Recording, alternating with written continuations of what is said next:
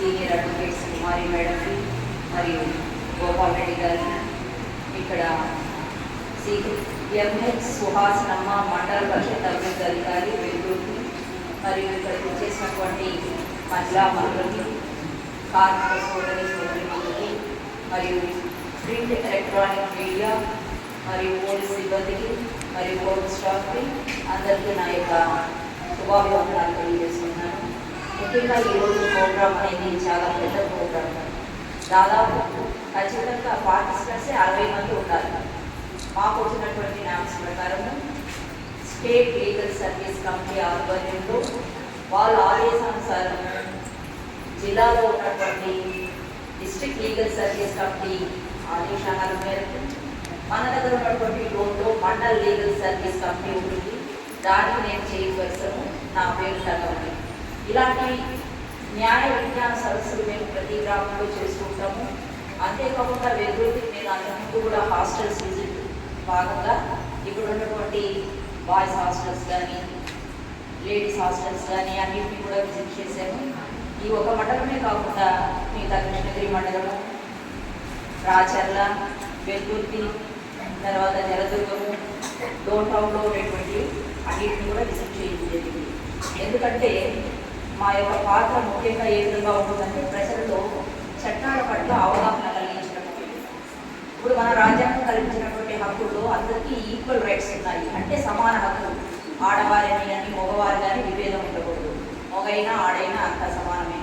ఈ సమానత్వం అనేది మనం క్రమంగా చేరుకుంటూ వస్తున్నాము.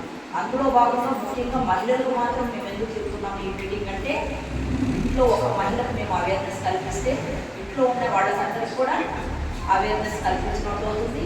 అంతేకాకుండా మీకు స్లోగన్ ఉంటుంది, జిల్లాల చదువు వేరు అన్నట్టు.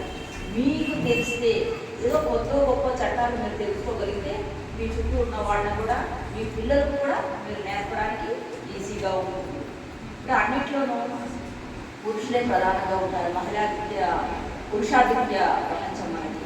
కానీ ఆనాడు నుంచి మనం ఇప్పుడు క్రమంగా ముందుకెళ్తూ ఉన్నాము.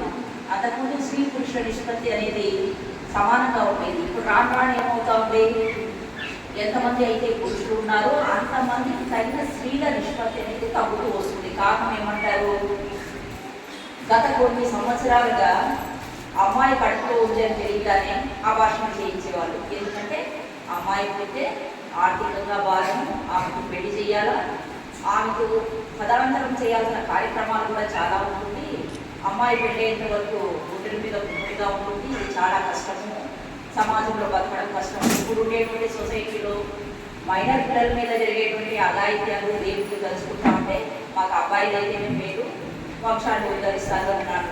కానీ ఇప్పుడు ఆ విధంగా చేయడం వల్ల మనకి ఏమైంది, పురుషులకు తగినంత స్త్రీల నిష్పత్తి తగ్గిపోయింది. మళ్ళీ ప్రభుత్వాలు ఏం చేశాయి, ఎవరైతే ఈ అబార్షన్ సిస్టమ్ ఉందో, ఎవరైతే హాస్పిటల్లో ఇల్లీగల్గా చేస్తున్నారో అదంతా బ్యాన్ చేయడం జరిగింది. ఇప్పుడు ఎక్కడైనా కూడా మీరు అబార్షన్ చేసుకుంటారు, లింగ నిర్ధారణ పరీక్షలు చేస్తున్నారంటే వెంటనే హాస్పిటల్ని సీజ్ చేస్తున్నారు. ఏమంటే మనకు అమ్మాయిలైనా ఒకటే, అబ్బాయిలైనా ఒకటే. ఎవరైనా మంచిగా చదివించాలా, మంచిగా పురోభివృద్ధి చేయించాలా. ఈ మనకి ఈ మధ్య జరిగినటువంటి ఎక్కువ శాతము మైనర్ అమ్మాయిలు. ఇప్పుడు స్త్రీల యొక్క వస్త్రధారణలో మార్పు ఉంది. వాళ్ళ వస్త్రాలంకరణ ఇబ్బందికరంగా ఉంది కాబట్టి మేము రేపులు చేస్తున్నామంటారు. కాదు, మైనర్ పిల్లలు, వాళ్ళకి తెలియదు, అభంశం ఏం తెలియదు, వాళ్ళు ఆడుకుంటున్నారు, వెళ్తూ ఉంటారు.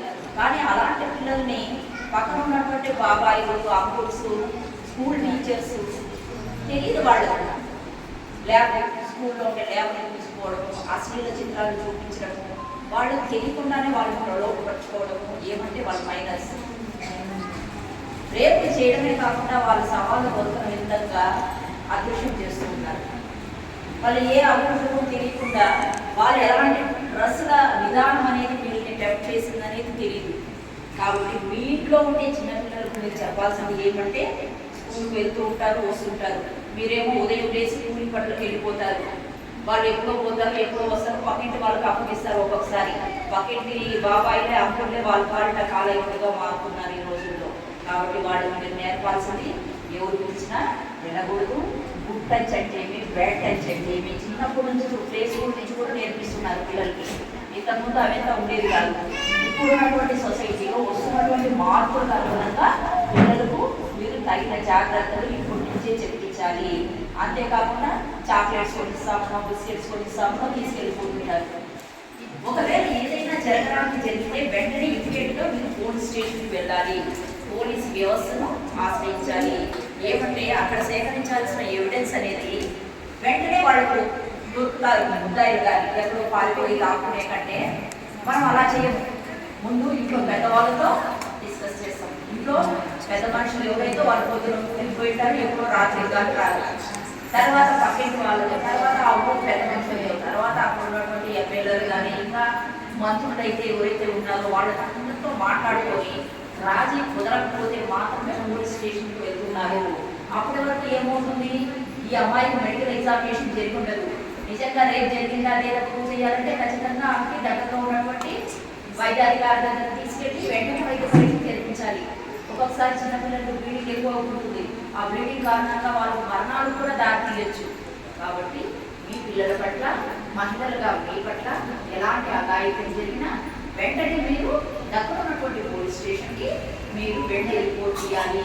ఇప్పుడు వచ్చినటువంటి కొత్త చట్టాలను ఆధారంగా మీరు సంఘటన ఎక్కడ జరిగినా మీ జ్యూరిస్డిక్షన్ కాకపోయినా వెంటనే పోలీస్ స్టేషన్కి వెళ్తే వాళ్ళు 0 ఎఫ్ఐఆర్ అనేది నమోదు చేస్తారు. ఆ 0 ఎఫ్ఐఆర్ తర్వాత నిదానంగా ఉన్నటువంటి పోలీస్ స్టేషన్కి మీరు వెంటనే రిపోర్ట్ చేయాలి. ఇప్పుడు వచ్చినటువంటి కొత్త చట్టాలను ఆధారంగా మీరు సంఘటన ఎక్కడ జరిగినా మీ జ్యూరిస్డిక్షన్ కాకపోయినా వెంటనే పోలీస్ స్టేషన్కి వెళ్తే వాళ్ళు 0 ఎఫ్ఐఆర్ అనేది నమోదు చేస్తారు. ఆ 0 ఎఫ్ఐఆర్ తర్వాత నిదానంగా ఆ జ్యూరిస్డిక్షన్ ఎక్కడైతే ఉంటుందో అక్కడికి ట్రాన్స్ఫర్ చేయడం జరుగుతుంది. కాబట్టి ఈ పోలీస్ స్టేషన్ మా పరిధిలోకి రాదేమో, మేము వెళ్ళొచ్చో వెళ్ళకూడదు అవసరం లేదు. ఒక అన్యాయం జరిగినప్పుడు వెంటనే మీ స్పందన ఏ విధంగా ఉండాలి అనేది తెలియజెప్పడమే దీని యొక్క ముఖ్య ఉద్దేశము. ఒకవేళ మీకు పోలీస్ స్టేషన్ పోవడానికి ఇబ్బందిగా ఉంది, మీ మీద రిపీటెడ్గా ఫోన్ కాల్స్ కానీ అబ్యూసివ్ మెసేజెస్ కానీ ఇంకో రకమైనటువంటి డిమాండ్తో మీ ముందర ఏదన్నా సైన్స్ చేయడము, మీరు పనులు పెడుతూ ఉంటారు. పనుల్లో కూడా అక్కడ మగవారు కూడా పనిచేస్తుంటారు. వాళ్ళ దగ్గర నుంచి కానీ మీ హయ్యర్ అథారిటీ ఉంటారు, హయ్యర్ అఫీషియల్స్ ఉంటారు. అయ్యో ఆయన చెప్పిన ఫేవర్ నేను చేయకపోతే నాకు ఉద్యోగం ఊరుకుంటుందేమో. చాలామంది అవుట్ సోర్సింగ్ పనిచేస్తుంటారు. అవన్నీ భయపడాల్సిన అవసరం లేదు. ఎక్కడైతే మీరు ఉద్యోగాలు చేస్తున్నారో అక్కడ కూడా ఉమెన్ కమిటీ అనేది ఒకటి ఉంటుంది. ఆ కమిటీకి రూపంగా ఇవ్వచ్చు, లేకుంటే వాళ్ళకి ఇన్ఫర్మేషన్ ఇవ్వచ్చు. వాళ్ళ మీద చట్టపరంగా చర్యలు అనేది తీసుకుంటారు. ఇంకా ముఖ్యంగా ఈ మీటింగ్ కండక్ట్ చేయడం ఉద్దేశం ఏమంటే నేషనల్ కమిషన్ ఫర్ ఉమెన్. మనమంతా ఉమెన్ కాబట్టి ఈ ఉమెన్కి ఎలాంటి అన్యాయం జరిగినా నేషనల్ కమిషన్ ఫర్ ఉమెన్ అది స్టేట్లో ఉంది, నేషనల్ వైజ్గా ఢిల్లీలో ఉంది, మనకు హైదరాబాద్లో ఉంటుంది, ఇక్కడ విజయవాడ అమరావతిలో ఉంటుంది.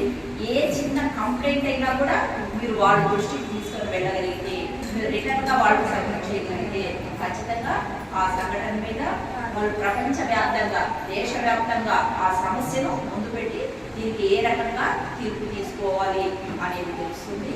అంతేకాకుండా ఈ మధ్య ముఖ్యంగా మహిళల మీద జరిగేటువంటిది ఏమంటే ప్రేమామోదులు, లవ్ చేయమని చెప్తారు. అమ్మాయికి ఇష్టం ఉండదు, ఇష్టం లేకపోయినా అమ్మాయి మైనర్గా ఉండొచ్చు, అతను రోజు వచ్చి బలవంతం పెడుతుంటారు. ఆమె ఒప్పుకోలేదనుకోండి, ఏం చేస్తాడు, ఇమీడియట్గా యాసిడ్ అటాక్ అనేది జరుగుతూ ఉంటుంది. యాసిడ్ అటాక్ జరిగినప్పుడు ఈ మధ్య అన్ని షాప్స్లోనూ యాసిడ్ అనేది నిషేధం చేశారు. ఎక్కడ పడితే అక్కడ మనకి యాసిడ్ అనేది దొరకదు. అది ఒకటి యాసిడ్ గడ్డలు పట్టడానికి వెంటనే అమ్మాయికి ఖచ్చితంగా హాస్పిటల్లో, ఏ హాస్పిటల్ కన్నా వెళ్ళొచ్చు, అది గవర్నమెంట్ కానీ ప్రైవేట్ కానీ, వెంటనే ఆమెకి ట్రీట్మెంట్ అక్కడ పూర్తిగా ఉచితంగా కల్పించబడాలి. అంతేకాకుండా ఆమెకి రీహాబిలిటేషన్కి సంబంధించిన ఖర్చులు కూడా గవర్నమెంట్ కట్టిస్తుంది. అంతేకాకుండా ఆమెకి ఎన్నిసార్లు ప్లాస్టిక్ సర్జరీలో అవసరం అవుతుందో ఈ దాడి తర్వాత ఖచ్చితంగా అన్నిసార్లు ప్రభుత్వమే ఉచితంగా ఆ వైద్యానికి సంబంధించినటువంటి ఖర్చులంతా భరిస్తుంది. ఎవ్రీ టైం ప్రతి హాస్పిటల్లో బెడ్స్ అనేది యాసిడ్ దాడిలో బాధపడిన వాళ్ళకి కేటాయించడం జరుగుతుంది. ఈరోజు మా హాస్పిటల్ ఖాళీ లేదు, బెడ్లు లేవు, మీరు ఎన్నుకోండి అని చెప్పడానికి లేదు. ఖచ్చితంగా 2 బెడ్స్ అనేది రిజర్వ్ చేసి పెట్టి ఉంచాలి. అంతేకాకుండా తర్వాత వాళ్ళు కేసు పెట్టుకున్నా వాళ్ళకి శిక్షతో పాటు ఏం జరుగుతుందంటే కాంపన్సేషన్, రేప్ విక్టిమ్లో కానీ యాసిడ్ అటాక్ దాడిలో కానీ ఖచ్చితంగా గవర్నమెంట్ తరఫున కాంపన్సేషన్ వస్తుంది. మీరు ఏ రాజకీయ నాయకుల ఒత్తిళ్లకు, మీ ఊళ్ళో ఉన్నటువంటి పెద్ద మనుషుల ఒత్తిళ్లకు లోనయ్యి వాళ్ళు ఎంతో కొంత కట్టిస్తారమ్మా, మీరు తీసుకొని కేసులు పెట్టద్దండి అంటే కాదు. నేరం చేసిన వాడికి శిక్ష ఖచ్చితంగా పడాలి అంటే పోలీస్ స్టేషన్లో మీరు కేసు నమోదు చేయాలి. వింటా ఉన్నారా? మీకోసం ఇంత దూరం వచ్చి చెప్తా అంటే. తర్వాత స్త్రీలకు 0 to 100 years ఆమె ఎంతకాలం బతుకుతుందో అంతకాలం వరకు మోడస్ట్రీ అంటే శీలం అనేది ఖచ్చితంగా ఉంటుంది. ఇప్పుడు పుట్టిన బేబీ అమ్మాయికి తెలీదు 0 to చనిపోయేంత వరకు. మహిళ ఆమె వృద్ధురాలే కావచ్చు. ఈ మధ్య కూడా వృద్ధుల మీద కూడా రేపులు జరుగుతూ ఉన్నాయి. కాబట్టి వాళ్ళ యొక్క శీలానికి భంగం కలిగించేటువంటి ఏ దుశ్చర్య